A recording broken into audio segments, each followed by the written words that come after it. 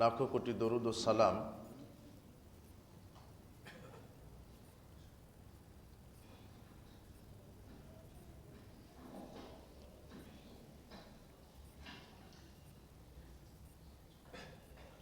লাখো কোটি দরুদ ও সালাম বর্ষিত হোক মানবতার মুক্তির দূত সৈয়দুল মুরসালিন নবিকুল শিরোমণি নবী সম্রাট রহমতাল লিল আলামিন জনাবে মুহাম্মদ রাসূলুল্লাহ সাল্লাল্লাহু আলাইহি ওয়াসাল্লামের প্রতি।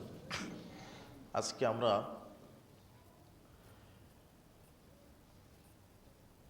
যে বিষয়টি নিয়ে জুমার খুতবা হিসেবে আলোচনা করব তা হচ্ছে যাকাত ও এতেকাফ। যাকাত সম্পর্কে কোরআন এবং সহিহ সুন্নাহকে সামনে রেখে আমরা আলোচনা করার চেষ্টা করব ইনশাআল্লাহ।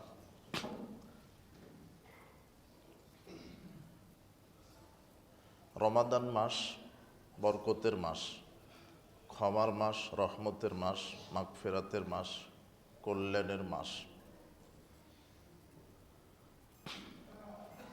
রাসূল সাল্লাল্লাহু আলাইহি ওয়াসাল্লাম বলেছেন যে ব্যক্তি রমাদান মাস পেল অথচ নিজের পাপকে ক্ষমা করিয়ে নিতে পারল না, তার চাইতে হতভাগ্য আর কেউ নাই। তাহলে এই মাসকে আমাদেরকে যে কোনো মূল্যে মূল্যায়ন করতে হবে। আল্লাহ সুবহানাহু ওয়া তাআলা আমাদেরকে রমাদানকে মূল্যায়ন করার তৌফিক দান করুন।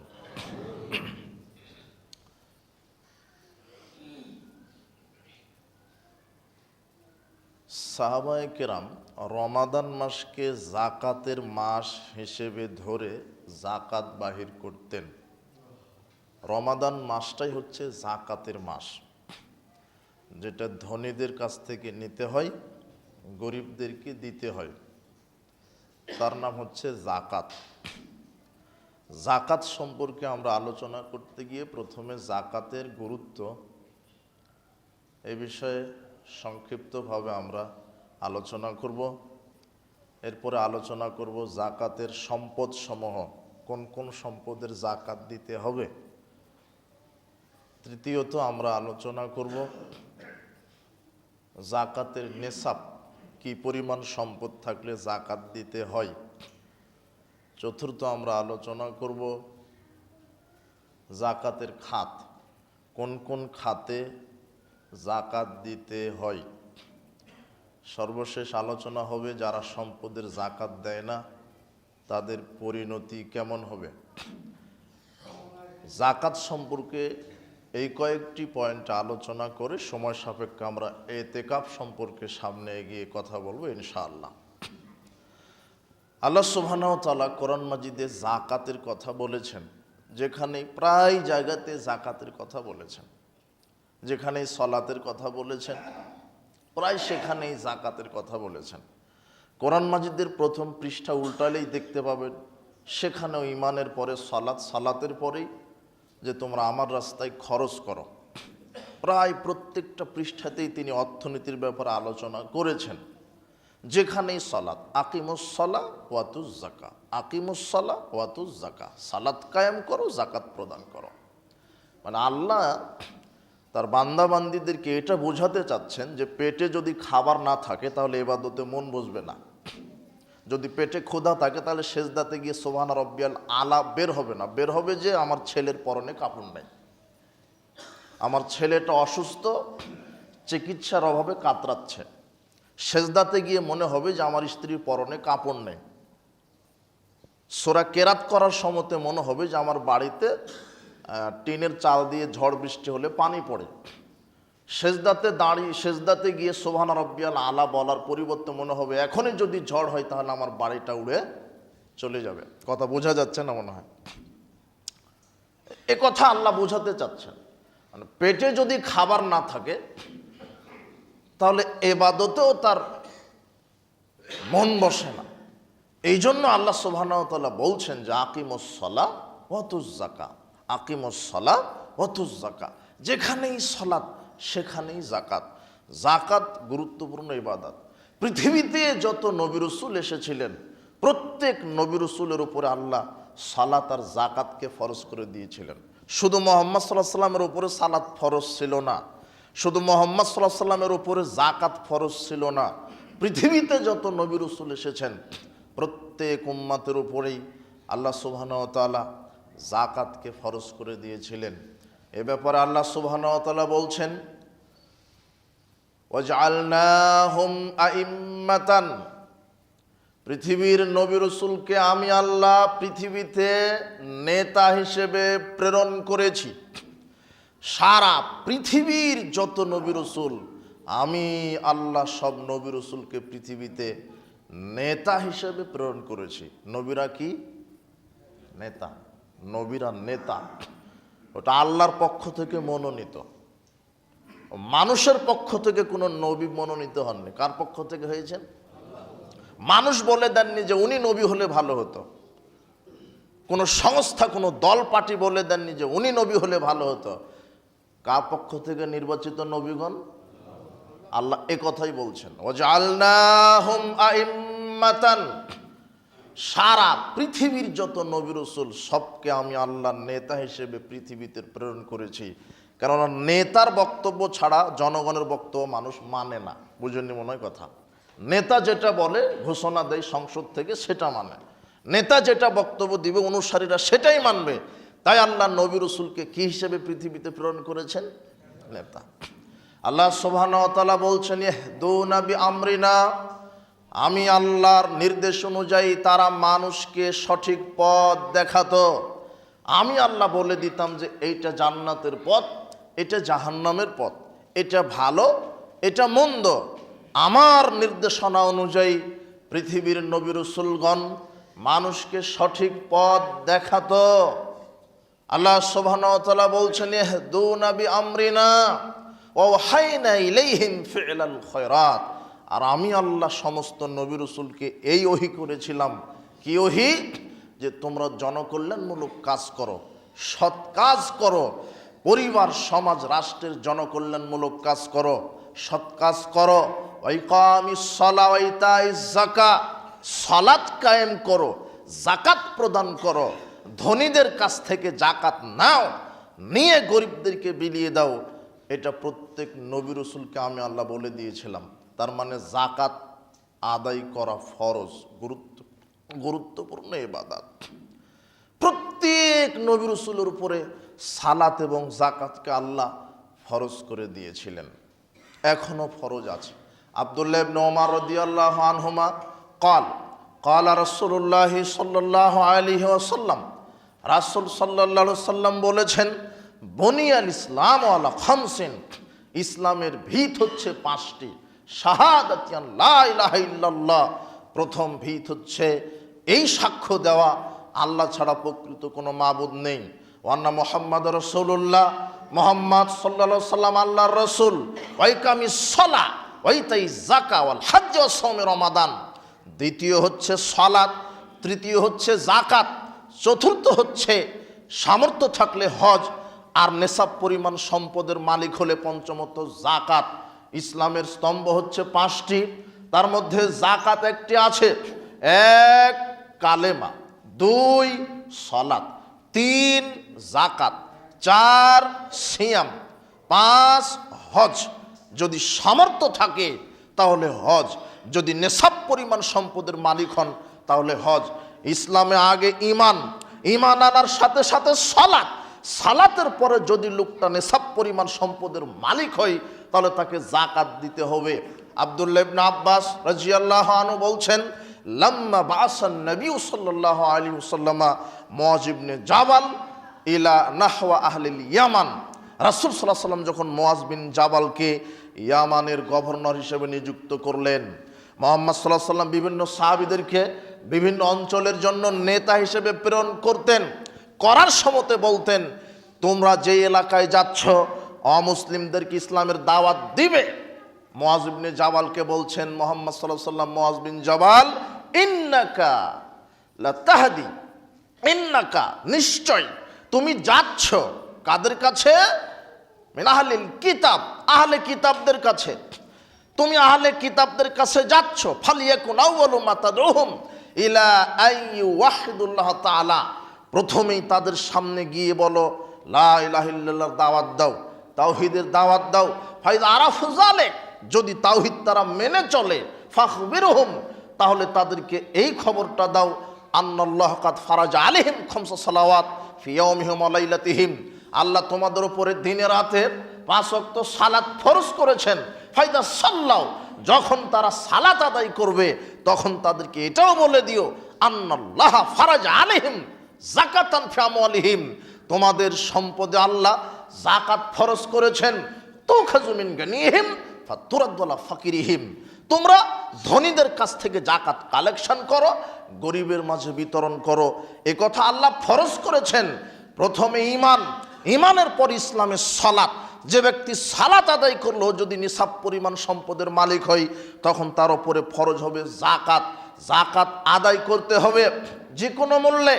দান অনুগ্রহ, দয়ে, আপনার ঈমান যত বেশি দান তত করতে পারেন বেশি, কিন্তু যাকাত অনুগ্রহ নয়। যাকাত দিতে আপনি বাধ্য, যাকাত দিতে আপনি বাধ্য যদি আপনি নিসাব পরিমাণ সম্পদের মালিক হন। এই আলোচনা সামনের দিকে করা যাবে। বলছিলাম যাকাতের গুরুত্ব, সারা পৃথিবীতে যত নবী রাসূল ছিল সব নবী রাসূলদের উপরে যাকাতকে ফরজ করে দিয়েছিলেন। ইসলামে আগে ঈমান, দ্বিতীয়ত সালাত, এরপরে ইসলামে যাকাতের বিধান আল্লাহ দিয়েছেন। যাকাত অতীব গুরুত্বপূর্ণ একটি বিধান।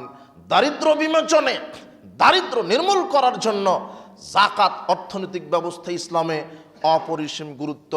আল্লাহ সুবহানাহু ওয়া তাআলা আমাদেরকে এই যাকাত ভিত্তিক অর্থনীতির উপরে ভিত্তি করে পরিবার, সমাজ, রাষ্ট্র গড়ার আল্লাহ তৌফিক দান করুন। আল্লাহ সুবহানাহু ওয়া তাআলা বলছেন, আকিমুস সালাওয়াতুজ যাকাত, তোমরা সালাত কায়েম করো, যাকাত প্রদান করো। তোমরা সালাত কায়েম করো, যাকাত প্রদান করো। ওমা তুকদ্দিমু লিআনফুসিকুম মিন খায়রিন, তোমরা তোমাদের আমলের মধ্যে যেটা আমার কাছে আগে পাঠিয়ে দিতে পারবে সেটাই তোমরা আল্লাহর নিকটে পাবে। আর তোমাদের কর্মসমূহ আল্লাহ সব কিছু দেখেন। ইন্নাল্লাহা বিমা তা'মালুনা বাসীর, তোমাদের কর্ম আমি আল্লাহ দেখি। আল্লাহ সুবহানাহু ওয়া তাআলা বলছেন, আকিমুস সালাত ওয়া আতুজ যাকাত, তোমরা সালাত কায়েম করো, যাকাত প্রদান করো। তার মানে যেখানেই সালাত সেখানেই যাকাত। ঈমান, সালাত, যাকাত পাশাপাশি।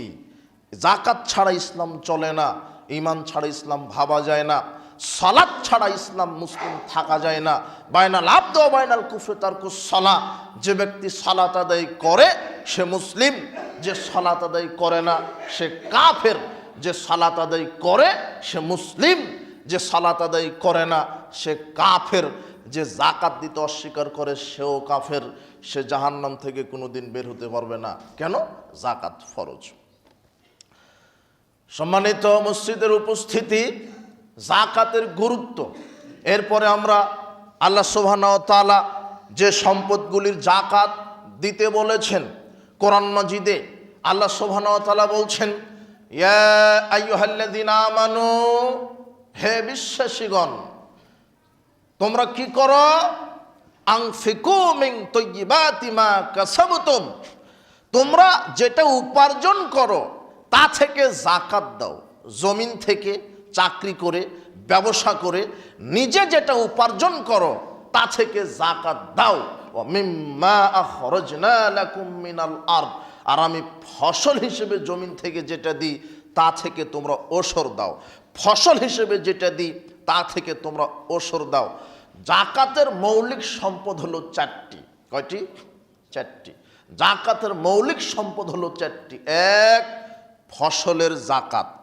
2, ব্যবসায়িক পণ্যের যাকাত। 3, স্বর্ণরৌপ্যের যাকাত। 4, গবাদি পশু, গরু, ছাগল, ওট, ভেড়া, দুম্বার যাকাত। মৌলিক সম্পদ 4টি। আল্লাহ সুবহানাহু ওয়া তাআলা কোরআন মাজিদে এই বিষয়গুলি উল্লেখ করেছেন। আল্লাহ বলছেন,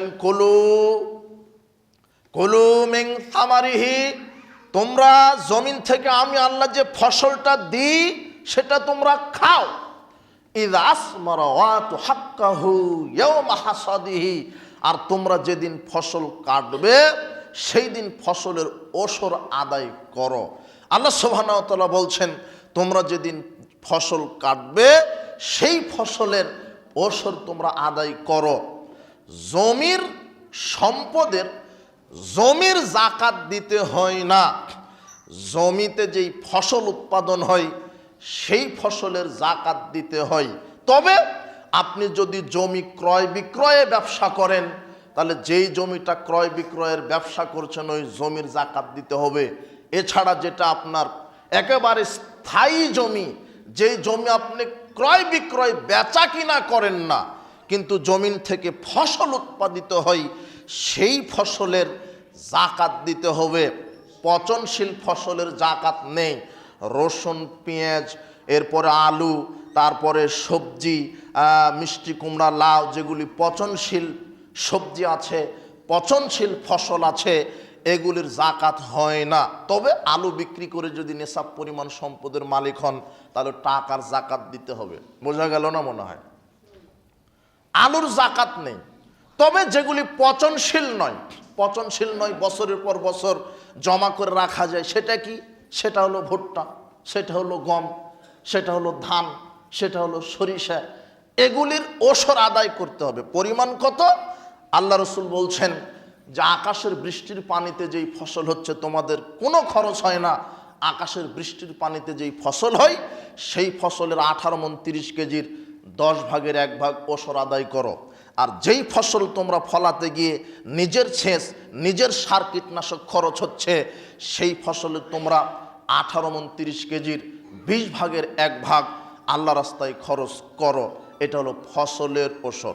18 মণ 30 কেজিতে আপনার 10 ভাগের 1 ভাগ, না হলে 18 মণ 30 কেজিতে 20 ভাগের 1 ভাগ। বোঝা গেল না মনে হয়? যদি আকাশের বৃষ্টির পানিতে হয় এটা হলো ফসলের ওসর, এটা হলো নেশাব। ফসলের নেশাবটা কি? 18 মণ 30 কেজি যদি আপনার কাছে ভুট্টা থাকে আর ওই ভুট্টা যদি আপনার উৎপাদন করতে কোনো খরচ হয়নি তাহলে কি হবে? 10 ভাগের 1 ভাগ। আর যদি খরচ হয় সেচ, কীটনাশক, ওষুধপত্র, তাহলে আপনার 18 মণ 30 কেজির 20 ভাগের 1 ভাগ। ওটা হলো ফসলের ওসর। তাহলে জমির জাকাত নেই, জমি থেকে উৎপাদিত ফসলের জাকাত আছে। এটা হলো মৌলিক সম্পদ, ফসলের ওসর বা জাকাত। 2, ব্যবসায়িক পণ্যের জাকাত। ব্যবসা প্রতিষ্ঠানের উপরে জাকাত নেই। আপনার 1 একর জমির উপরে ব্যবসা প্রতিষ্ঠান, ওই জমি বা ওই বিল্ডিংয়ের জাকাত নেই। কিন্তু ব্যবসা প্রতিষ্ঠানে আপনার কাঁচামাল যেগুলি আছে, যেগুলি স্টকে আছে, ক্রয় বিক্রয় করছেন, ওই মালের জাকাত দিতে হবে। আপনি মোটরসাইকেলের শোরুম, মোটরসাইকেল আছে ব্যবসা প্রতিষ্ঠানে, প্রাইভেট কারের শোরুম, আপনি মুদির দোকানদার, আপনি কলকারখানার দোকানদার, আপনি ইঞ্জিনিয়ার, বিভিন্ন ইঞ্জিনিয়ারিং কলকারখানা মেশিনপত্র আছে, আপনি কম্পিউটারের দোকানদার, মোবাইলের দোকানদার, তার মানে মোবাইল কতটা আছে, কম্পিউটার কতটা আছে। আপনি মোটরসাইকেলের শোরুমের মালিক, মোটরসাইকেল বিক্রি করেন, মোটরসাইকেল কতটা আছে। প্রাইভেট কারের শোরুম, প্রাইভেট কার কত কোটি টাকার আছে। আপনি মুদির দোকানদার, আমার মুদির দোকানে কত কোটি টাকার মাল আছে। এটা হিসাব করে সেই সম্পদের জাকাত দিতে হবে। কথা কি বুঝতে পারলেন? এটা হলো ব্যবসায়িক পণ্যের জাকাত, কাঁচামালের জাকাত। রুটি তৈরি করেন, কি পরিমাণ আটা স্টক আছে, মনে করেন যে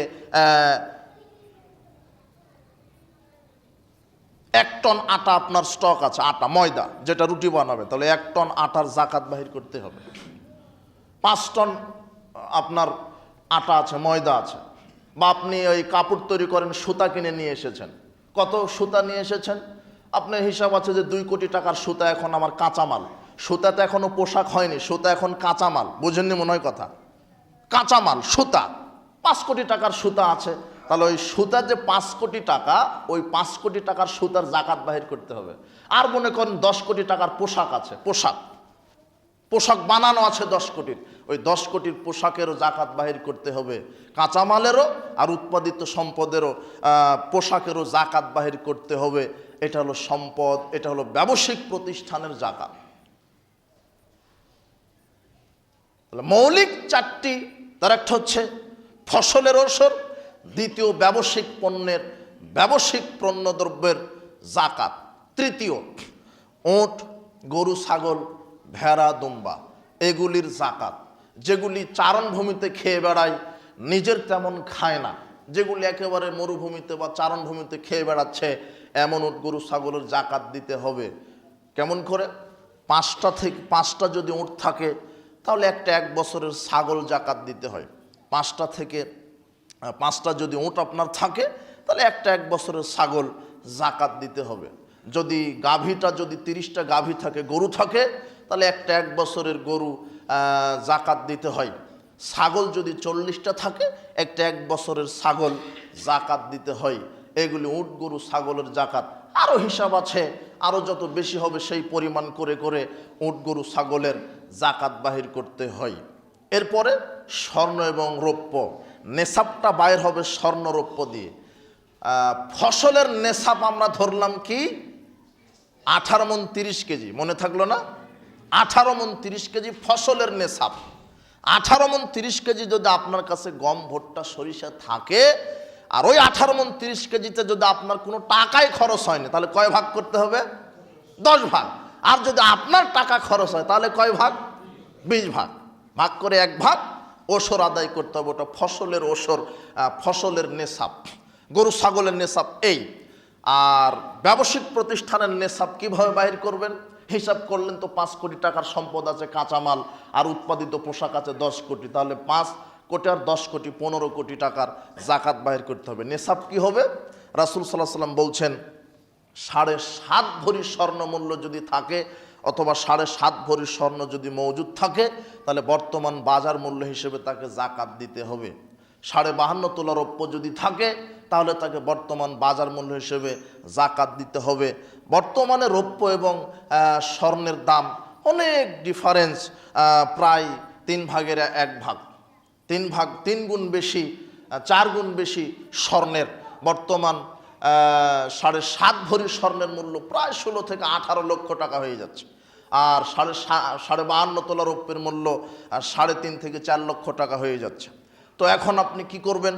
আপনার কাছে যদি 7.5 ভরি স্বর্ণ মূল্য থাকে, 16 থেকে 18 লক্ষ টাকা, তাহলে আপনাকে জাকাত দিতে হবে। কিন্তু 7.5 ভরি স্বর্ণের মূল্য নেই, রৌপ্যের মূল্য 4 লক্ষ আছে, এখন কি আপনার জাকাত দিতে হবে? হ্যাঁ, আপনি দিলে ভালো, দিতে বাধ্য নন। তবে দারিদ্র বিমোচনে বা ইসলামের উপকার হবে, সেক্ষেত্রে আপনি রৌপ্যের হিসাব ধরে জাকাত বাহির করতে পারেন, তবে আপনি বাধ্য নন। কিন্তু 7.5 ভরি স্বর্ণ মূল্যের যদি আপনার কাছে সম্পদ থাকে, আপনি দিতে বাধ্য, দিতেই হবে। আপনি দিতে বাধ্য, দিতেই হবে। 7.5 ভরি স্বর্ণ মূল্য যদি আপনার কাছে থাকে, তাহলে আপনার জাকাত আপনাকে দিতে হবেই। ব্যবহৃত স্বর্ণরৌপ্যের কি জাকাত দিতে হয়? আপনার মেয়ে, আপনার স্ত্রী যে স্বর্ণ ব্যবহার করে, তার কি জাকাত দিতে হবে? হ্যাঁ, তারও জাকাত দিতে হবে। আয়েশা রাদিয়াল্লাহু আনহা ওই রূপার একটা বিশাল বড় আংটি পরে রাসূল সাল্লাল্লাহু আলাইহি ওয়াসাল্লামের সামনে গেলেন। রাসূল সাল্লাল্লাহু আলাইহি ওয়াসাল্লাম বললেন, আয়েশা, তুমি যে রৌপ্যের আংটি ব্যবহার করেছো, তুমি কি তার জাকাত দাও? তো না, তো তা তো জাকাত দিই না। তখন আল্লাহ নবী বলছেন, ওয়া হাসবুকি মিনান নার, এই রূপার আংটি তোমাকে জাহান্নামে নিয়ে যাওয়ার জন্য যথেষ্ট হবে। তার মানে ব্যবহৃত স্বর্ণরৌপ্যেরও জাকাত দিতে হবে। হাদিস আবু দাউদ 1565 নম্বর হাদিস, আবু দাউদের 1563 নম্বর হাদিসে আসছে, 2 জন মহিলা স্বর্ণের বালা পরে আসলেন মুহাম্মদ সাল্লাল্লাহু আলাইহি ওয়াসাল্লামের সামনে। স্বর্ণের বালা পরে এসেছেন মুহাম্মদ সাল্লাল্লাহু আলাইহি ওয়াসাল্লামের সামনে। মুহাম্মদ সাল্লাল্লাহু আলাইহি ওয়াসাল্লাম বলছেন, এই মহিলাগণ, তোমরা কি এই বালার জাকাত আদায় করো? বলছে যে না, আমরা তো জাকাত দেই না। তখন তিনি বলছেন, তোমরা রেডি থাকো, আল্লাহ তোমাদেরকে জাহান্নামের স্বর্ণের আগুনের 2টি বালা পরিয়ে দিবেন। তার মানে বোঝা গেল যে আপনার মেয়ে, আপনার স্ত্রী, আপনার বোন যেই রৌপ্য স্বর্ণ ব্যবহার করছে, তারও জাকাত দিতে হবে। যদি জাকাত না দেওয়া হয়, পরকাল জাহান্নাম। আমি শেষে আলোচনা করব যারা জাকাত দেয় না তাদের পরিণতি কি হতে পারে। তবে এখানে জাকাতের নেশাব, স্বর্ণের নেশাব 52.5 তোলা, 7.5 ভরি স্বর্ণ যদি আপনার থাকে, তাহলে আপনাকে জাকাত দিতে হবে।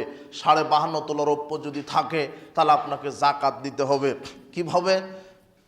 16 থেকে 18 লক্ষ টাকা আপনার 7.5 ভরি স্বর্ণের টাকা আছে, শতকরা 100 টাকাতে 2.5 টাকা জাকাত। কয় টাকা? 100 টাকাতে 2.5 টাকা, হাজারে 25 টাকা, লাখে 2.5 হাজার টাকা। এইভাবে হিসাব করে জাকাত বাহির করতে হবে। এভাবে হিসাব করে আপনাকে জাকাত বাহির করতে হবে। তাহলে মৌলিক 4টি সম্পদের জাকাত হলো: 1 ফসলের জাকাত, 2 ব্যবসায়িক পণ্যের জাকাত, 3 গরু ছাগল উট ভেড়া দুম্বার জাকাত, 4 স্বর্ণরৌপ্যের জাকাত। এগুলো যদি নেশাব পরিমাণ হয় আপনাকে জাকাত দিতে হবে। এখন যেই সম্পদের জাকাত বাহির করছেন না আপনি, সেই সম্পদ অপবিত্র। ওই সম্পদ ভক্ষণ করে তাহাজ্জুদ পড়লে আর তাহাজ্জুদের নেকি কবুল হচ্ছে না। বিচার মাঠে এই কারণে বহু মানুষ জাহান্নামে চলে যাবে, সে বুঝতেই পারবে না। সে বলবে, আল্লাহ আমি যে হজ আদায় করেছি সেটা গেল কোথায়, আমি যে তাহাজ্জুদ পড়তাম সেটা গেল কোথায়। তখন আল্লাহ বলবেন, তুমি তো সম্পদের জাকাত বাহির করোনি। ওই সম্পদের জাকাত বাহির না করে সম্পদ খেয়েছ, ও তো কবুল হয়নি। আল্লাহ কোরআনে বলছেন সূরা তাওবার 103 আয়াতে, সাদাকাতান তুতাহিরুহুম ওয়া তুযাক্কিহিম বিহা। মুহাম্মদ সাল্লাল্লাহু আলাইহি সাল্লাম, আপনি রাষ্ট্রীয়ভাবে কি করবেন? আপনি ধনীদের নিকট থেকে জাকাত বাহির করেন, করে তাদের সম্পদকে পবিত্র করে দেন। তার মানে যেই সম্পদের জাকাত বাহির করা হলো সেই সম্পদ পবিত্র, আর যেই সম্পদের জাকাত বাহির করা হলো না সেটা অপবিত্র। বোঝা গেল কিনা? যেই সম্পদের জাকাত বাহির করলেন আপনি, ওটা হলো পবিত্র, আর যেই সম্পদের জাকাত বাহির করলেন না সেটা অপবিত্র। 18 মণ 30 কেজি আপনার ধান ওসর বাহির না করে যদি 18 মণ 30 কেজি ধান খান, ওখান থেকে 1 লোকমা খান, খেয়ে তাহাজ্জুদে দাঁড়িয়েছেন, আর তাহাজ্জুদের নেকি কবুল হলো না, বলেন তো অপরাধ কোথায় ঘটে গেছে? ওই সম্পদের ওসর বাহির করেননি তাই। ব্যবসা প্রতিষ্ঠান অপবিত্র, ও ব্যবসা প্রতিষ্ঠান হারাম। কেন? ওর জাকাত বাহির করা হচ্ছে না তাই। আপনার স্বর্ণরৌপ্যটা ব্যবহার করা হারাম, কেন? ওটার জাকাত বাহির করা হয়নি তাই। মরলেই জাহান্নাম, মরলেই আপনি ক্ষতিগ্রস্ত। আর ওটা তো আপনার সম্পদ নয়, ওটা হলো অসহায় এতিম ফকির মিসকিন, যারা আল্লাহর দিনকে প্রতিষ্ঠার জন্য যারা কাজ করছে, ওটা তাদের হক। যারা এতিম ফকির মিসকিন অসহায় দরিদ্র, এদের হক। আমরা আগে বক্তব্য দিতাম যে রাষ্ট্রীয় ওই সম্পদ যারা চুরি করে তারা দুর্নীতিবাজ। ওরা তো দুর্নীতিবাজ, কিন্তু ওদের চেয়ে বড় দুর্নীতিবাজ যারা সম্পদের জাকাত আদায় করে না। কেমন করে? যারা রাষ্ট্রীয় সম্পদ দুর্নীতি করছে, 1 টন 5 টন 10 কোটি 20 কোটি 150 কোটি 1000 কোটি টাকা দুর্নীতি করছে। একজন নেতা যদি 1000 টাকা দুর্নীতি করে, তাহলে ওই নেতার কাঁধে শুধু টাকারই বস্তা থাকবে, ওই সম্পদকে অন্য কিছুতে পরিণত করবেন না। কিন্তু যেই ধনী ব্যক্তি যেই সম্পদের জাকাত দিচ্ছে না, ওই সম্পদ তার কাঁধে থাকবে না। কিভাবে থাকবে? আল্লাহ সুবহানাহু ওয়া তাআলা বলছেন, ওয়াল্লাযীনা ইয়াকনিজুনা আয-যাহাবা ওয়াল ফিদ্দাতা ওয়া লা ইউনফিকুনাহা ফি সাবিলিল্লাহ ফাবাশশিরহুম বিআযাবিন আলীম। আল্লাহ বলছেন, যারা স্বর্ণরৌপ্য টাকা পয়সা সম্পদ জমিয়ে রাখে আর আল্লাহর রাস্তায় জাকাত দেয় না, তাদের জন্য শাস্তির সুসংবাদ আছে। সুসংবাদ কি? ইয়াউমা ইউহমা আলাইহা ফি নারি জাহান্নামা ফাতুকুয়া বিহা জিবাহুহুম ওয়া জুনুবুহুম ওয়া যুহুরুহুম। আল্লাহ সুবহানাহু ওয়া তাআলা স্বর্ণরৌপ্যকে ওই জাহান্নামের আগুনে তাতাবেন, তাতিয়ে তাদের কপালে, তাদের পাঁজরে, তাদের পৃষ্ঠদেশে এভাবে আগুন দিয়ে ছিল মারা হবে। আর আল্লাহ বলবেন, হাযা মা কানাসতুম, এটাই তোমার সঞ্চিত সম্পদ, ফাযুকু মা কুনতুম মা তাখনিজুন, তোমরা এখন এর স্বাদ গ্রহণ করো, এর স্বাদ আচ্ছাদন করো।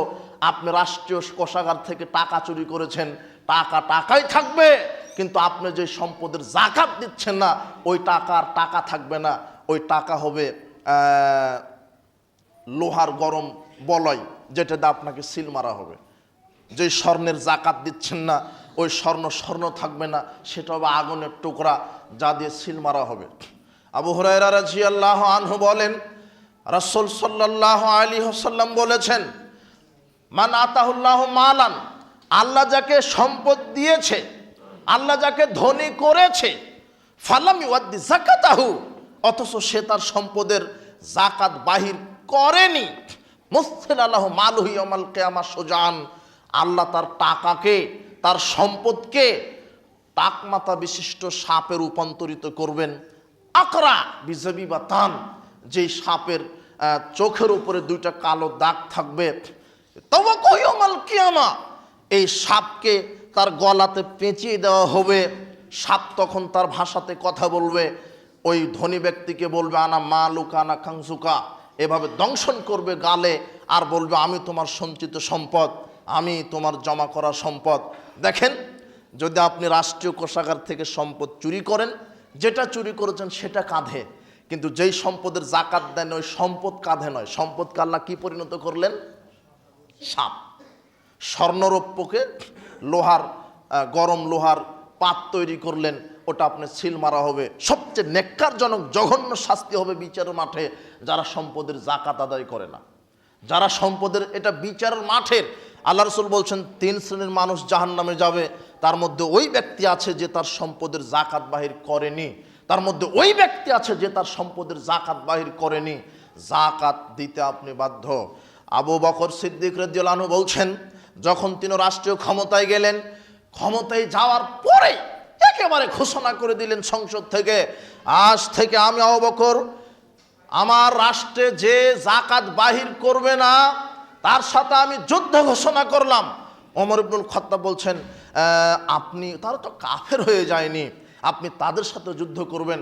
আল্লাহর নবী বলেছেন, যারা কালেমা পড়েনি তারা যদি মুসলমানদেরকে আক্রমণ করে তাদের বিরুদ্ধে যুদ্ধ করতে বলেছেন। তো ওরা তো সালাত আদায় করে, ওরা তো সিয়াম পালন করে, ওরা কালেমাও পড়ে, শুধু জাকাত দিতে অস্বীকার করেছে, আপনি তাদের সাথে যুদ্ধ ঘোষণা করবেন মানে? তখন আবু বকর রাদিয়াল্লাহু আনহু বলছেন, ওমর ইবনুল খাত্তাব তুমি কি কাপুরুষ হয়ে যাচ্ছ নাকি? তুমি কি কাপুরুষ হয়ে যাচ্ছ? তুমি তো সেই বীর যার হুঙ্কারে ইবলিস শয়তান ভয় করে। আজকে ইসলাম ক্ষমতায় আছে, আপনি কি বলছেন? আপনি কি বলছেন যে ওরা জাকাত, ওরা সালাত আদায় করে, ওরা সিয়াম পালন করে, ওরা কালেমা পড়েছে, কিন্তু জাকাত দিবে না? যারা জাকাত দিতে অস্বীকার করে তারাও কাফের। যারা সম্পদের জাকাত দিবে না, আমি আবু বকর তাদের সাথে যুদ্ধ ঘোষণা করলাম। ছাগল দিবে, ছাগলের রশি দিবে না। 1 বস্তা গম দিবে, বস্তা দিবে না। বস্তার জন্য, রশির জন্য আমি আবু বকর জিহাদ করব। কথা বুঝেননি মনে হয় কথা? 1996 সালে সরকারি জরিপ করা হয়েছিল, যদি বাংলাদেশ সরকার 1996 সালের ঘটনা পরিসংখ্যান 6,500 কোটি টাকা কালেকশন হতো যদি জাকাত কালেকশন করতেন। কত সালে? 1996। কত কোটি? 6,500, 650 কোটি না, কত কোটি? 6,500। তাহলে 96 থেকে 2026, তাহলে আরো 6,500 কোটি যোগ দেন, কত হাজার হলো? 6,500 কত? এখন টাকা বেশি হয়ে যায়নি? 13,000 কোটি টাকা। 2026 সালে যদি আপনার এই তারেক রহমানকে, এখন প্রধানমন্ত্রীকে, ইনি যদি সংসদ থেকে বলে দেয় প্রত্যেক বাংলাদেশে যারা ব্যবসায়িক ধনী এদেরকে জাকাত বাহির করতে হবে, নাহলে পিটিয়ে পিঠের চামড়া তুলে দেবো, জেলখানায় বন্দি থাকবে, এটা ইসলামী সরকার বলে দিবে, বা দেশের যিনি প্রধানমন্ত্রী তিনি বলে দিবে, তাহলে 2026 সালে ধরেন 13,500 কোটি টাকা কালেকশন হলো। আপনার 2 বছরে বাংলাদেশে ফকির মিসকিন খুঁজে পাবেন না আপনি। দেখেন আপনি, অথচ ইহুদি খ্রিস্টানের এই বস্তা বস্তা মতবাদকে তৈরি করতে গিয়ে আপনি কাপুরুষ হয়ে বসে আছেন। আপনি ওই সুদ ভিত্তিক অর্থনীতি চালাচ্ছেন। আশ্চর্য কথা, সুদ হলো, সুদ কাকে বলে? সুদ হলো ওই গরিবের কাছ থেকে নিয়ে ধনীকে দেওয়া, এর নাম কি? সুদ। আর জাকাত হলো ধনীর কাছ থেকে নিয়ে। কোনটা ভালো? কোনটা ভালো?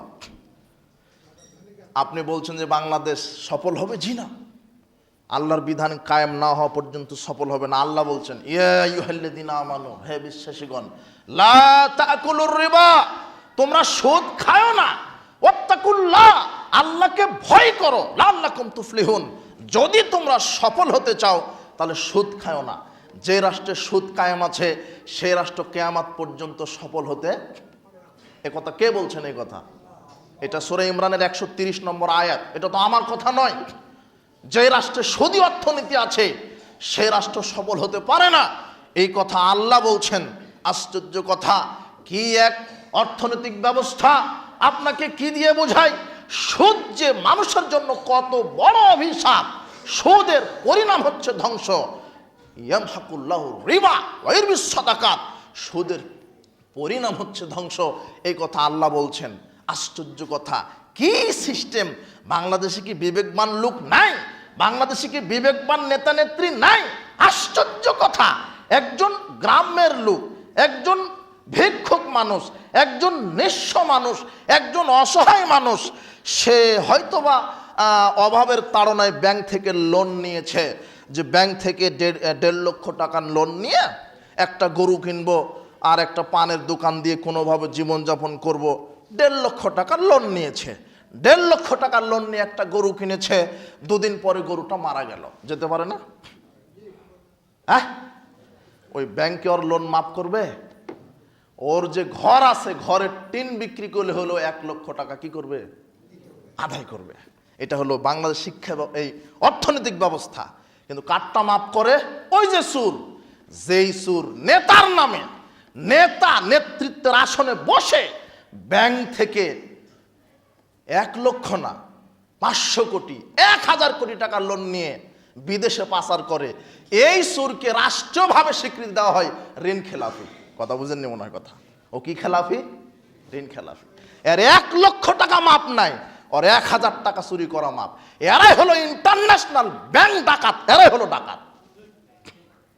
আপনি ঠিক বলছেন, এই সুরেরাই তো এখন নেতৃত্ব দিচ্ছে। ঋণ খেলাফি সুরেরা যদি নেতৃত্বে বসে থাকে, সাবান যেটা 50 টাকা দিয়ে কিনতেন সেটা 90 টাকা দিয়ে কিনা লাগবে। ঋণ খেলাফি সুর যদি বসে থাকে, রাষ্ট্রের উন্নতি করবে না চুরি আরো বেশি করে করবে? আশ্চর্য কথা, এক একটা নেতা 500 কোটি 200 কোটি 1000 কোটি টাকা ঋণ খেলাফি, তাও নেতা। অবাক দেশ, বিবেকবান আছে কোথায় লোক? আর একজন অসহায় মানুষ ব্যাংক থেকে লোন নিয়েছে, গরুটা মারা গেছে, বলছে পিটিয়ে আদায় করব। সবই অশিক্ষিত, সবই জাহেল। বিবেকবান লোক কোথায় পাবেন আপনি? সুদের পরিণতি অভিশাপ, সুদ অভিশাপ। আপনাকে কি দিয়ে বোঝায়? বাংলাদেশে টাকার অভাব নেই, সম্পদের অভাব নেই, সৎ লোকের অভাব। সুরবাজ দুর্নীতিবাজ ভরে গেছে দেশটা। 1 বছর দুর্নীতি করা বন্ধ হোক, বাংলাদেশের রাস্তাগুলি সোনা দিয়ে মুড়িয়ে দেওয়া হবে। কথা বুঝেছেন? খাবার পায় না মানুষ। একজনে এক ভিডিও পাঠাইছে আমার কাছে, ইফতার করছে, 1 গ্লাস কাঁচের গ্লাসে 1 গ্লাস পানি, আর প্লেটে আছে সেপ মুড়ি। মুড়ির সাথে বন্দি নাই, সামুচা নাই, পেঁয়াজও নাই, তরমুজ নাই, খেজুর নাই, জুস নাই। প্লেটে আছে কি? শুধু সাদা মুড়ি। আর গ্লাসে আছে কি? কুয়ার পানি। আর একজন মহিলাকে ঈদের দিনে বলছে যে ঈদের দিন আজকে আপনাদের উৎসবের দিন, আজকের সকালের রান্না আপনার কি হয়েছে? তখন ওই বুড়িমা বলছে এখনো কিছু রান্নার ব্যবস্থা হয়নি, তবে একটা ডিম যদি আমাকে কেউ দিত, ডিম রান্না করে ভাত খেতাম। যেই দেশে খাবার পায় না, যেই দেশের মানুষ চিকিৎসার অভাবে কাতরায়, ক্ষুধার জ্বালায় মারা যায়, আর সেই দেশের এই হারামখোর নেতারা 1000 কোটি টাকা লোন নেয় আর বিদেশে পাচার করে, লানত এদের জন্য। আল্লাহদেরকে ধ্বংস করুন। নেতৃত্ব দিতে হবে ওমারের মতো। এই দেশ বাংলাদেশ গরিব না, কে বলেছে বাংলাদেশ গরিব? এই দেশের পানিতে হাত ঢুকায় দিবেন খাবার, গাছে হাত ঢুকিয়ে দিবেন খাবার। অন্য কোন দেশে এত খাবার নাই। শুধু সৎ নেতৃত্বের অভাব। আল্লাহ বাংলাদেশকে তুমি সৎ নেতৃত্বের লোকগুলিকে তুমি কবুল করো। আশ্চর্য কথা, আজকে বিশ্বে চক্রান্ত চলছে, মুসলিমদেরকে নিধন করো। ইসলামে আইন ভালো লাগে না। ইসলাম যদি ক্ষমতায় যায়, আমি তো লুচ্চামি করতে পারবো না, ল্যাংটামি করতে পারবো না, গান বাজনা করতে পারবো না, সিনেমাখুর হওয়া যাবে না, নাটকখুর হওয়া যাবে না। এটা পতিতালয়ের নারী বলে অমুক দলের নিবন্ধন বাতিল করতে হবে, হারামখুর। ওকে বোঝায়, এটা সাহস পায় কি করে? আল্লাহ সুবহানাহু ওয়া তাআলা আমাদেরকে সঠিকটা বোঝার মানার তৌফিক দান করুন। বিপ্লব ঘটবে, আজ হোক আর কাল হোক, বিপ্লব ঘটবে, আসবেই। সেদিন আর এই অপকর্ম থাকবে না, জেনাবা বিচার থাকবে না, মাদক থাকবে না, দুর্নীতি থাকবে না, সব আল্লাহর আইন দিয়ে মানুষ পরিচালিত হবে। সেই দিন এই বাংলার জমিনে শান্তির ফুলকুধারা প্রবাহিত হবে ইনশাআল্লাহ। ওই সময় আর বেশি দেরিতে নাই, আমরা দেখতে পাচ্ছি আসবে ইনশাআল্লাহ আগামীতে। আল্লাহ তুমি কবুল করো, সে আশাতে আছি, হাল ছাড়া যাবে না। যুবকেরা, জাহেলিয়াতের ফাঁদে পা দিও না। বলছিলাম যাকাত ভিত্তিক অর্থনীতি, যাকাত ভিত্তিক অর্থনীতি যদি দেশে কায়েম থাকে দারিদ্র বিমোচন সম্ভব। এই জন্য সম্পদের যাকাত দিতে হবে। আল্লাহ সুবহানাহু ওয়া তাআলা আমাদের যিনি বর্তমানে যিনি দেশের কর্ণধার, যিনি প্রধান নেতৃত্বের আসনে আছে, তাকে বিষয়টা বোঝার তৌফিক দান করুন। তিনি যেন সংসদ থেকে বলে দেয় যে যাকাত ভিত্তিক অর্থনীতি বাধ্যতামূলক করা হলো। যাকাত, এখন আমরা সংক্ষেপে যাকাতের খাত সম্পর্কে আলোচনা করব। যাকাতের খাত কি? আল্লাহ সুবহানাহু ওয়া তাআলা কোরআন মাজিদে 8টি খাত উল্লেখ করেছেন। আল্লাহ সুবহানাহু ওয়া তাআলা বলছেন ইন্নামাস সাদাকাতু লিল ফুকারা, নিশ্চয়ই যাকাত পাবে যারা ফকির। যারা কি? ফকির। ফকিরকে যাদের কিছুই নেই, নিঃস্ব, একেবারে ফকির, কিছুই নেই, রেল লাইনে থাকে, রেল স্টেশনে থাকে, গাছের নিচে থাকে, কোনোভাবে একটা হয়তো বা ছাউনি আছে, যে কোনো একটা বাতাসে বাড়িটা উড়ে চলে যাবো, তো ফকির, কিছুই নাই। সকালে খাওয়া তো বহুদূর কথা, দিনে সারাদিন কিভাবে খাবে তার কোনো পরিকল্পনা না, এলো ফকির। ফকিরকে দিতে বলছেন আল্লাহ। যাকাতের অর্থ ফকিরকে দাও। এরপরে কি? ওয়াল মাসাকিন, যারা মিসকিন। মিসকিনকে, যার আছে কিন্তু পর্যাপ্ত নেই, যতটুকু প্রয়োজন ততটুকু নেই, সকালে খেতে পারে, সন্ধ্যায় খেতে পারে না, এ হলো মিসকিন। একেও রাষ্ট্রীয় সম্পদ থেকে কি করতে হবে? দিতে হবে। এমন মিসকিন সমাজে আছে, চুলগুলি সুন্দরভাবে আঁচড়ায়, পোশাকটা খুব ভাঁজ করেই পড়ে, কিন্তু ভিতরে পেটে ক্ষুধা, অভাব, লজ্জায় মানুষকে বলতে পারে না। এরকম লোককে খুঁজে খুঁজে দিতে বলছেন আল্লাহ। আল্লাহ নিজে বলছেন কোরআন, এদেরকে খুঁজো, খুঁজে খুঁজে দাও, খুঁজে খুঁজে দাও, হাত পাতবে না, কেন? ওর সম্মান আছে, ও মিসকিন, ও সকালে খেয়েছে, সন্ধ্যায় কি খাবে তার বন্দোবস্ত নেই। যদিও সমাজে পরিপাটি হয়ে ঘুরছে, কিন্তু তাকে খোঁজ করো, তার দেখো, তাকে তদন্ত করো, করে তার বাড়িতে খাবার পৌঁছিয়ে দাও, কেননা তার ইজ্জত আছে, সে হাত পাতবে। এটা রাষ্ট্রের দায়িত্ব, খুঁজে খুঁজে দিতে হবে। ওই যে সেদিন বলে গেলাম না, ওমর ইবনুল খাত্তাব রাদিয়াল্লাহু আনহু খুঁজে খুঁজে কি করতেন? খাবার পৌঁছিয়ে দিতেন। খুঁজে খুঁজে দিতে হবে। ওমরের মতো নেতৃত্ব আসতে হবে, তাহলে দারিদ্র বিমোচন হবে, দুর্নীতি বন্ধ হবে, দেশ সমৃদ্ধশীল হবে, শান্তি তৃপ্তি ফিরে আসবে, নিরাপত্তা ফিরে আসবে।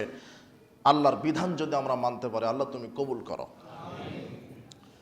উপস্থিত বৈঠকের জুমার খুতবার মুসল্লিবৃন্দ, আল্লাহ সুবহানাহু ওয়া তাআলা যে 8টি খাত উল্লেখ করেছেন, তার 1 ফকির, 2 হলো মিসকিন, 3 ওয়াল আমিলিন, যারা এই যাকাত কালেকশনের দায়িত্বে আছে। সমাজের সর্দার, এদেশে তো রাষ্ট্রীয়ভাবে যাকাত কালেকশন করা হয় না, হয় সামাজিকভাবে হয়। সমাজের সর্দার যাকে কালেকশনের দায়িত্ব দেবে, বাবা তুমি এই আমার এই এলাকার যাকাত কালেকশন করো, তাহলে কর্মচারী, ও কর্মচারী হিসেবে সে তাকে একটা অংশ দিতে হবে যাকাতের টাকা থেকে। এটা আল্লাহ ব্যবস্থা করে দিয়েছেন, কথা বুঝেছেন? ও ধনী হোক, কিন্তু ও যে দায়িত্ব ছিল, দায়িত্বের পারিশ্রমিক হিসেবে যাকাতের খাত থেকেই তাকে বেতন স্বরূপ দেওয়া যেতে পারে, এটা আল্লাহ বলছেন। সে যদি নেয়, আর ফকির হলে তো অবশ্যই নেবে। দরিদ্র লোক, সে এই কাজে নিযুক্ত আছে, তাকে তো দিবেনি। একটা ধনী মানুষ এই কাজে দায়িত্ব পালন করছে, তাকেও দিতে হবে। সে যদি নিতে চায় নেবে, না নিলে ওটা অন্য জায়গায় দিবেন। ওয়াল মুআল্লাফাতি কুলুবুহুম, এবং যাদের অন্তরটা জয় করতে হবে। এমন কিছু লোক আছে সমাজে, মোনাফেক মার্কা অথবা ইসলাম বিদ্বেষী, যে ইসলামের ক্ষতি করতে চায়, টাকারও লোভ আছে। যাকাতের একটা খাত থেকে ওই ব্যক্তিকে কিছু দিলে অন্তত সে ইসলামের ক্ষতি করা ছেড়ে দিবে বা ইসলামকে ভালোবাসবে, এই উদ্দেশ্যে ওই ব্যক্তির মন জয়ের উদ্দেশ্যে যাকাতের টাকা দেওয়া যেতে পারে, দিতে হবে তাকে। 4 অফির রিকাব, দাস মুক্তির জন্য। এই সিস্টেম তো বাংলাদেশে নাই। ওই সময় দাস কিনা বেচা হতো। জাকাতের টাকা দিয়ে রাসূল সাল্লাল্লাহু আলাইহি ওয়াসাল্লাম বলতেন যে এই টাকা দিয়ে অমুককে মুক্ত করে দাও। দাস মানে একটা মালিকের অধীনে থাকা, ওর নিজস্ব স্বাধীনতা নাই, মালিক যা বলবে তাই দাস, এটা দাস দাসী, এটা মুক্ত করে দাও। রাসূল বলছেন কেউ যদি একটা দাস মুক্ত করে দেয় তার জন্য আল্লাহ জাহান্নাম থেকে আল্লাহ তাকে বাঁচিয়ে দিবেন, এটা আল্লাহ রাসূল বলেছেন। তো দাস মুক্তির জন্য করা হতো, জাকাতের টাকা থেকে দাস মুক্ত করা হতো। তো ওটা এইভাবে বলা যেতে পারে, অনেক নিরীহ মানুষ আছে জেলখানাতে, যদি সুস্পষ্ট প্রমাণিত হয় জেলখানায় একেবারে তার কোনো দোষ নেই, মিথ্যা কেসে জেলখানায় ভুগছে, আর তার টাকাও নেই জামিনের, একেবারে হতদরিদ্র অসহায় মানুষ, তাকে এই জাকাতের টাকা দিয়ে জেলখানা থেকে মুক্ত করা যেতে পারে। কথা বুঝেননি? এটা যেতে পারে, সরকারিভাবে এটা করতে পারে। আর এছাড়া অফির রিকব, দাস মুক্তি। 5 ওয়াল গরিমিন, যারা ঋণগ্রস্ত, সমাজে যারা ঋণগ্রস্ত হয়ে পড়েছে, ব্যবসা করতে গিয়ে, বাণিজ্য করতে গিয়ে বা অন্য কোনো বৈধ কোনো কাজ করতে গিয়ে ঋণে জর্জরিত, সামনেও যেতে পারে না, পিছনেও আসতে পারে না। আর ঋণ মানুষকে খারাপ কাজ করতে উদ্বুদ্ধ করে, হারাম খেতে বাধ্য করে। এই জন্য তাকে হারাম যেন খেতে না পারে, খারাপ কাজে যেন ঢুকতে না পারে, দুর্নীতি, চুরি, চাঁদাবাজিতে যেন ঢুকতে না পারে, এই জন্য নেতা যারা, তাদেরকে বিচক্ষণ হতে হবে সমাজে ঋণগ্রস্ত আছে কারা, এদেরকে এই জাকাতের টাকা দিয়ে ঋণ মুক্তির ব্যবস্থা করতে হবে, তাদের ব্যবসার ব্যবস্থা করে দিতে হবে। 6 অফি সাবিলিল্লাহ, আল্লাহর রাস্তা। আল্লাহর রাস্তা মানে কি? এতিমখানা, যেসব মসজিদে জাকাতের টাকা দেওয়া যাবে না, পিতামাতাকে জাকাতের টাকা দেওয়া যাবে না, নিজের আত্মীয় যারা আছে, নিজের ভাই, নিজের বোন, খালা, ফুপু, এরা যদি দরিদ্র হয় এদেরকে জাকাতের টাকা দেওয়া যাবে। নিজের পিতামাতাকে জাকাত দেওয়া যাবে না, মসজিদে জাকাতের টাকা লাগানো যাবে না। এমন মাদ্রাসা যেগুলি জনগণের টাকাতে, দানে সাদাকায় চলে, এগুলি মাদ্রাসাতে জাকাতের টাকা দেওয়া যাবে। এগুলো হচ্ছে ফি সাবিলিল্লাহ। ওয়াবনিস সাবিল, যারা পথিক মুসাফির, যারা পথিক মুসাফির, যারা মুসাফির, ও চট্টগ্রামে ধনী ছিল, ঢাকাতে এসে টাকা হারিয়ে ফেলেছে, মোবাইল হারিয়ে ফেলেছে, এখনও গরিব হয়ে গেছে। যদিও এখন বিষয়টা সহজ হয়ে গেছে যে পরিবারে কাউকে ফোন করে বিকাশে টাকা নিয়ে নিল, তাই কি না?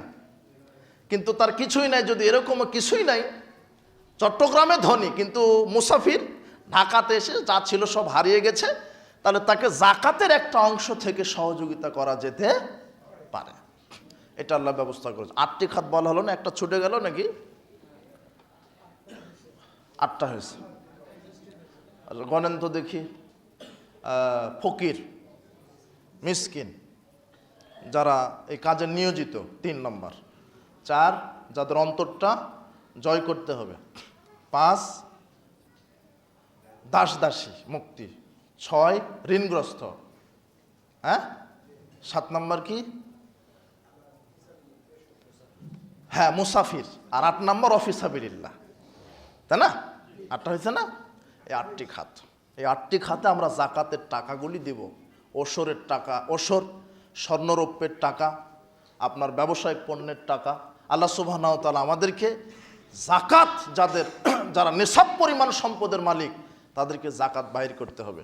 আর আপনাদেরকে উদারত আহ্বান জানাবো, আমার প্রতিষ্ঠিত প্রতিষ্ঠান আছে, আমার বড় দেশের স্বপ্ন, খুব আশা আকাঙ্ক্ষা, আমার একটা লোভ যে বাংলাদেশের কোনো একটা ভূখণ্ডে একটা বড় মাদ্রাসা করার। আল্লাহ সুবহানাহু ওয়া তাআলা কিছুটা কবুল করেছে, আপনারা অন্তর থেকে দোয়া করবেন আল্লাহ যেন বিশালভাবে এটা কবুল করে। যেটা টাঙ্গাইলের মাটিতে অবস্থিত প্রতিষ্ঠান, নির্মাণ কাজ হচ্ছে, এখনও ক্লাস, শিক্ষক মণ্ডলী, ছাত্র মণ্ডলী আলহামদুলিল্লাহ চলছে। জমি কেনার কাজ চলছে, হ্যাঁ জমি কেনার কাজ চলছে। প্রতি মাসে এখন বেতন লাগে 2 থেকে 2.5 লক্ষ টাকা, শুধু শিক্ষকদের বেতন। আমি ছোট মানুষের মাসের যখন ওই 1 তারিখ 2 তারিখ হয়, শিক্ষক ছাত্রর বেতন মিলে প্রায় 2 থেকে 2.5 লক্ষ টাকা লাগে। 2, 3, 5 তারিখ আসলে মাথাটা তেমন কাজ করে না, তবে আল্লাহ ব্যবস্থা করেন আলহামদুলিল্লাহ।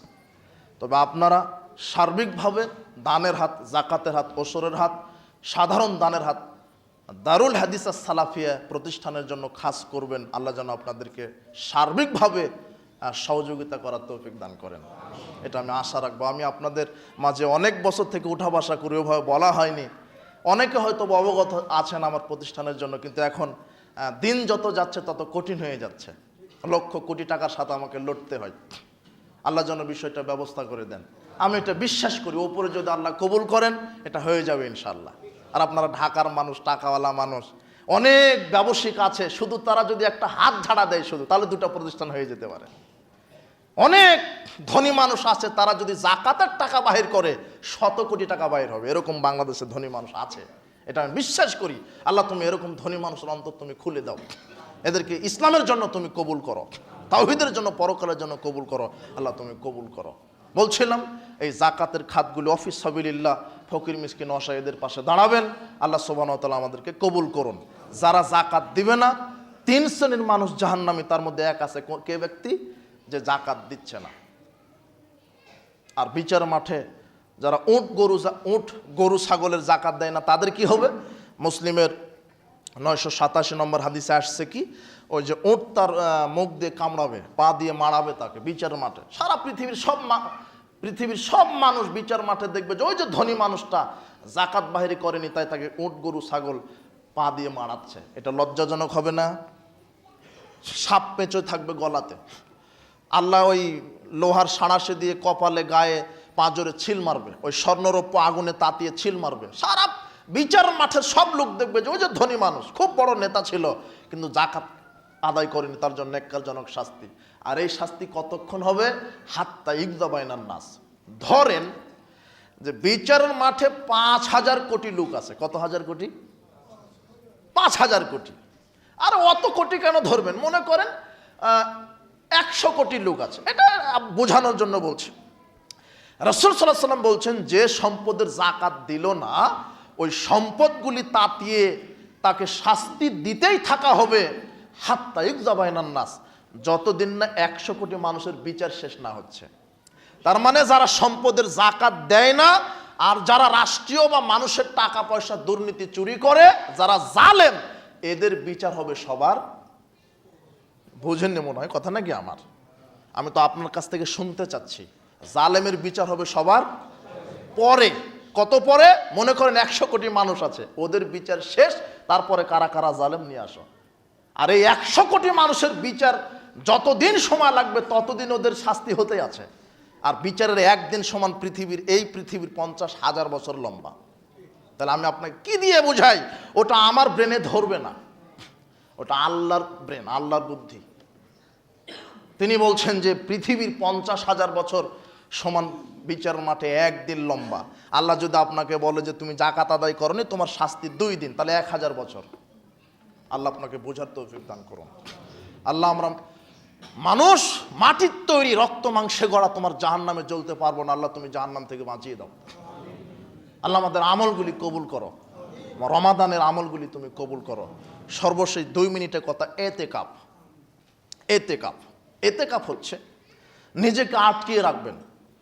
আয়েশা রাদিয়াল্লাহু আনহা বলছেন যে কানা রাসূলুল্লাহ সাল্লাল্লাহু আলাইহি ওয়াসাল্লাম ইয়াতাকিফু আল আওয়াখিরি আশরা ফি রমাদান। রাসূল সাল্লাল্লাহু আলাইহি ওয়াসাল্লাম রমাদানের শেষ দশকে এতেকাফে বসতেন। এতেকাফ মানে নিজেকে আটকিয়ে রাখবেন, বেশি বেশি তাসবিহ তাহলিল জিকির আজগার করার জন্য, আল্লাহর জন্য ওয়াকফ করে দিবেন 10টা দিন। কতটা দিন? এটা হলো এতেকাফ। রাসূল সাল্লাল্লাহু আলাইহি ওয়াসাল্লাম আটকিয়ে রাখতেন নিজেকে। দুনিয়াবি ঝড় ঝামেলা, ব্যবসা, ক্ষেত ফসল, স্ত্রী ছেলে মেয়ে সব থেকে বিরত থাকবেন। একমাত্র 10টা দিন শুধুমাত্র কাকে সময় দিবেন? প্রতিদিন 5 ওয়াক্ত সালাত আদায় করেন, স্ত্রীর সাথে সম্পর্ক রাখতে হয়, হয় না? বাজার করতে হয়, ব্যবসা সামলাতে হয়, রাজনীতি সামলাতে হয়, কত। কিন্তু এই 10টা দিন শুধু কার জন্য বাহির করবেন? এটা হলো এতেকাফ, নিজেকে আটকিয়ে রাখবেন। রাসূল সাল্লাল্লাহু আলাইহি ওয়াসাল্লাম এভাবে প্রতি বছর তিনি নিজেকে আটকিয়ে রাখতেন 10টা দিন। তবে যে বছর তিনি মারা যাবেন সেই বছর তিনি 20 দিন এতেকাফে বসেছিলেন। তবে ওই রমাদানের শেষ দশকেই এতেকাফে বসবেন 10টা দিন। কিভাবে ঢুকবেন? 20 রমাদান মাগরিবের আগে ঢুকে পড়বেন মসজিদে, সাইডে একটা তাঁবু খাটিয়ে দিবেন, বিছানা থাকবে। আর বাইর হবেন কখন? যেদিন রমাদান শেষ সেই দিন মাগরিব সালাত আদায় করে, ঈদের আগের দিনে মাগরিব সালাত আদায় করে কি করবেন? বের হবেন। এতেকাফে কি করবেন? বেশি তাসবিহ তাহলিল জিকির অনেকে এতেকাবে বসে ব্যবসার গল্প করছে, পুরানো ওই যে সঙ্গীর সাথে আসে মোবাইলে গল্প করে। জি না, এভাবে এতেকাব হবে না। বেশি বেশি তাসবিহ তাহলিল জিকির আজগার এগুলি করবেন। জরুরি প্রয়োজন ছাড়া, প্রাকৃতিক প্রয়োজন ছাড়া বাহিরে বের হওয়া যাবে না। রাসূল সাল্লাল্লাহু আলাইহি ওয়াসাল্লাম বলছেন আস-সুন্নাতু আলাল মুতাকিফ, যারা এতেকাবকারী তাদের জন্য সুন্নাত হলো আল্লাহ ইয়াউদু মারিদান, তারা অসুস্থ ব্যক্তিকে দেখতেও যেতে পারবে না। কথা বুঝেননি মনে হয়। বলে ইয়াশহাদা জানাজাতান, কেউ মারা গেলে জানাজায় যেতে পারবে না। ওয়ালা ইয়ামাসসা ইমরাতান, তার স্ত্রীকে স্পর্শ করতে পারবে না মিলনের উদ্দেশ্যে। স্ত্রী মিলন করা হারাম এতেকাব অবস্থায়। স্ত্রীকে মিলন করা, স্ত্রীর সাথে সহবাস করা হারাম, করলেই এতেকাব কেটে যাবে। আল্লাহ কোরআনে বলছেন ওয়ালা তুবাশিরুহুন্না, তোমরা স্ত্রী মিলন করো না যখন তোমরা মসজিদে এতেকাবে আছো। 4 ওয়ালা ইয়াখরুজু লামা লাবুদ্দা মিনহু লিহাজাতিন, জরুরি প্রয়োজন ছাড়া এতেকাব থেকে বের হওয়া যাবে না। জরুরি প্রয়োজন মানে পেশাব পায়খানা, বুঝেননি? এখন তো মসজিদগুলিতে অ্যাটাচ বাথরুম আছে, বের হওয়ারই প্রয়োজন নেই। এখন খাবার, তাহলে খাবার খেতে যেতে পারেন, তবে যদি আপনার ছেলে অথবা স্ত্রী নিয়ে এসে দেয় তাহলে আলহামদুলিল্লাহ ভালো। স্ত্রী নিয়ে আসতে পারে, 3 বেলা আপনার ওই 3 বেলা তো না, কি ওই রাত্রের খাবারটা নিয়ে আসতে পারে। এই কিন্তু আপনি বাজার, দুনিয়াবি কোনো কথা, দুনিয়াবি ব্যবসা বাণিজ্য সব থেকে ফ্রি হতে হবে। এতেকাব অবস্থায় জরুরি প্রয়োজন ছাড়া মসজিদ ত্যাগ করা যাবে না, পেশাব পায়খানা খানা পিনা ব্যতীত। এরপরে কি ওয়ালা ইতিকাফ ইল্লা বিসাওমিন, সিয়াম ছাড়া এতেকাব হয় না। যারা সিয়াম রাখে না তার জন্য এতেকাব নেই। ওয়ালা ইতিকাফ ইল্লা ফি মসজিদি জামিইন, আর জুমা মসজিদ ছাড়া এতেকাব হয় না। কোন মসজিদে এতেকাব? জুমা। নারীরাও এতেকাব করতে পারে যদি মসজিদে পর্দার বা সুন্দর ব্যবস্থা থাকে, ফিতনার আশঙ্কা না থাকে। মহিলারাও এতেকাব করতে পারে যদি ফিতনার আশঙ্কা না থাকে। রাসূল সাল্লাল্লাহু আলাইহি ওয়াসাল্লামের স্ত্রীগণ এতেকাব করতেন, তবে নারীদেরকে এতেকাব করার পূর্বে স্বামীর অনুমতি নিতে হবে। অনুমতি দিলে এতেকাব, না দিলে এতেকাব করা যাবে না। এটা হলো এতেকাব। আল্লাহ সুবহানাহু ওয়া তাআলা আমাদেরকে বেশি বেশি রমাদানকে মূল্যায়ন করার জন্য শেষ দশকে আয়েশা রাদিয়াল্লাহু আনহা বলছেন যে রাসূল সাল্লাল্লাহু আলাইহি ওয়াসাল্লাম শেষের 10 দিন মা যাতে গামছা পেতেন শক্তভাবে, মানে একেবারে বেশি ইবাদতের প্রস্তুতির জিহাদ। রমাদানের শেষ দশকে যত ইবাদত করতেন সারা বছর অন্য কোনো দিনে এত ইবাদত করতেন না। কে? মুহাম্মদ সাল্লাল্লাহু আলাইহি ওয়াসাল্লাম। যে কোনো মূল্যে আল্লাহর কাছ থেকে পাপ ক্ষমা নিতে হবে। আল্লাহ তুমি আমাদের পাপকে ক্ষমা করো, আল্লাহ তুমি আমাদের ইবাদতকে কবুল করো। রমাদানকে আমরা সিয়াম, ইফতার, সাহারি, তাসবিহ তাহলিল, জিকির আজগার, তওবা ইস্তেগফার, কোরআন মাজিদ তেলাওয়াত, সাধারণ দান, যাকাত, আর যদি সামর্থ্য থাকে কারো বেশি টাকা পয়সা আছে উমরা করতে আসবে, উমরা করে আসবেন। রাসূল সাল্লাল্লাহু আলাইহি ওয়াসাল্লাম বলছেন কেউ যদি, যে ব্যক্তি রমাদানে উমরা করলো সে যেন আমার সাথে হজ আদায় করলো।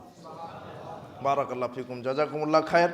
আমরা আজকের আলোচনায় আমরা যেটা পেলাম যে যাকাত, এরপরে আমরা পেলাম এতেকাফ।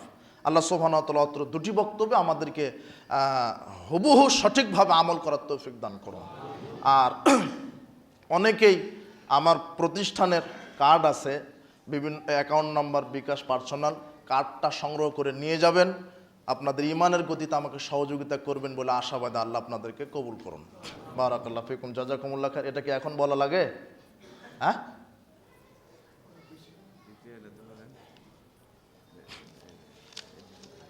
দ্বিতীয়টা কি?